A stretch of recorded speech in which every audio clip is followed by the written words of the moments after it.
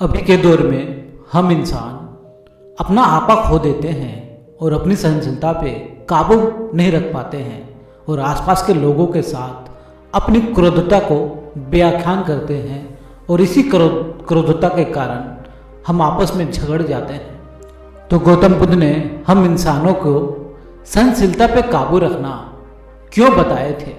चलिए इसी विषय पे एक कहानी सुनते हैं।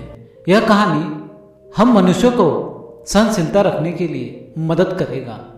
अभी के समय में अधिकतर लोग में देखा गया है कि इंसान के अंदर क्रोध यूं ही उत्पन्न हो जाते हैं किसी भी बात को लेकर। गौतम बुद्ध सत्य, अहिंसा और सहनशीलता की प्रतिमूर्त थे।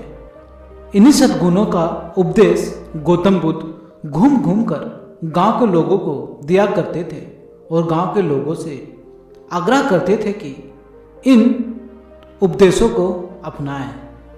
एक दिन गौतम बुद्ध किसी गांव में पहुंचे। वहां पर अपने उपदेश सुना रहे थे, लेकिन गौतम बुद्ध के विरोधी वहां पर भी मौजूद थे और उन्हें अपशब्द कहने लगे। गौतम बुद्ध ने उन लोगों के अपशब्द को बुरा नहीं माना, लेकिन गौतम बुद्ध के शिष्यों को बहुत बुरा लगा कि उन्हें अपशब्द कहा जा रहा है गांवों के लोगों के द्वारा। उन्होंने बुद्ध से इसका विरोध करने का आग्रह किया। तो बुद्ध ने अपने शिष्यों को समझाया, ये लोग तो अपशब्द ही कहेंगे। यदि ये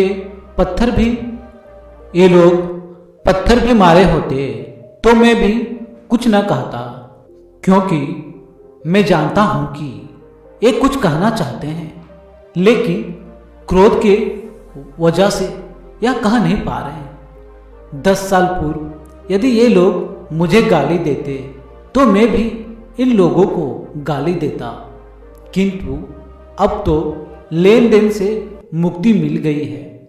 क्रोध से अपशब्द निकलते हैं। यहाँ तो क्रोध भावना कब का ढह चुका है। बुद्ध के विचार सुनकर अपशब्द कहने वाले हैरान हो गए। बुद्ध ने आगे अपने शिष्यों से कहा, इन लोगों को बताओ कि पिछले गांव में क्या हुआ था।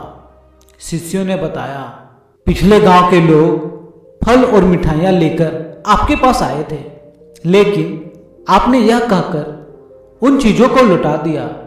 अब लेने वाला विदा हो चुका है। 10 साल पहले आते तो मैं ये सभी उपहार ले लेता।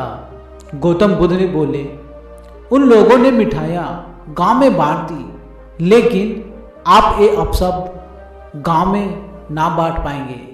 आप मुझे क्रोध नहीं दिला सकते, ठीक उस खूंटी की तरह जो किसी को टांग नहीं पाती, लेकिन इंसान तो उस खूंटी पे कपड़े टांग देते हैं। तो इस कहानी का सार यह है कि यदि आप अपने क्रोध पे काबू नहीं कर पाए तो आप पे बेवजह मुसीबतें आपके आसपास मंडराती रहेगी। तो अपने क्रोध को त्यागे और सहनशीलता को अपनाएं, जैसा कि गौतम बुद्ध ने इस कहानी में समझाया है। तो इस कहानी के साथ मैं लेता हूँ विदा। अगली वीडियो में फिर मिलूँगा।